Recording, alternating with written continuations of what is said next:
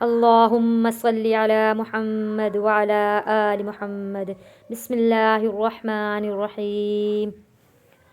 حضرت محمد صلی اللہ علیہ وآلہ وسلم نے کھانے میں برکت کے بارے میں بہت سی اہم باتیں ارشاد فرمائیں۔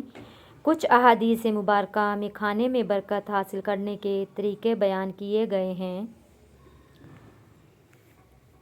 نمبر 1، کھانے سے پہلے اور بعد میں ہاتھ دھونا۔ رسول اللہ صلی اللہ علیہ وآلہ وسلم نے فرمایا کہ کھانے سے پہلے اور بعد میں ہاتھ دھونے سے کھانے میں برکت ہوتی ہے۔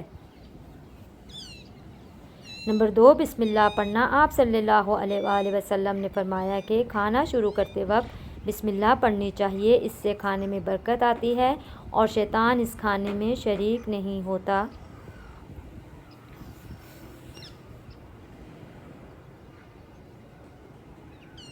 جب تم میں سے کوئی کھانا کھائے تو اللہ کا نام لے۔ نمبر 3، مل کر کھانا کھانا۔ آپ صلی اللہ علیہ وآلہ وسلم نے فرمایا کہ مل کر کھانا کھانے میں برکت ہے۔ جب لوگ اکٹھے کھانا کھاتے ہیں تو اس میں زیادہ برکت ہوتی ہے۔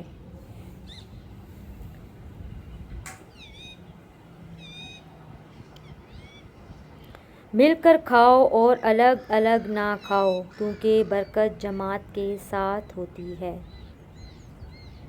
نمبر 4، کھانے کے برتن کو چاٹنا۔ رسول اللہ صلی اللہ علیہ وآلہ وسلم نے فرمایا کہ اپنے برتن کو اچھی طرح چاٹیں اور کسی بھی بچے ہوئے کھانے کو ضائع نہ کریں، کیونکہ ہم نہیں جانتے کہ کھانے کے کس حصے میں برکت ہے۔ تم میں سے کوئی بھی کھانا کھائے تو اپنی انگلیوں کو چاٹے بغیر نہ چھوڑے۔ صحیح مسلم۔ نمبر 5، شکر گزاری۔ کھانا کھانے کے بعد اللہ کا شکر ادا کرنا بھی برکت کا باعث ہے۔ نبی اکرم صلی اللہ علیہ وآلہ وسلم ہر کھانے کے بعد اللہ کا شکر ادا کرتے اور اللہ کی دی ہوئی نعمتوں کو یاد فرماتے۔ یہ سنتیں اپنانے سے نہ صرف کھانے میں برکت ہوتی ہے بلکہ اس سے ہم اللہ کے شکر گزار بندے بنتے ہیں اور ایک بہتر اسلامی زندگی کو اپناتے ہیں۔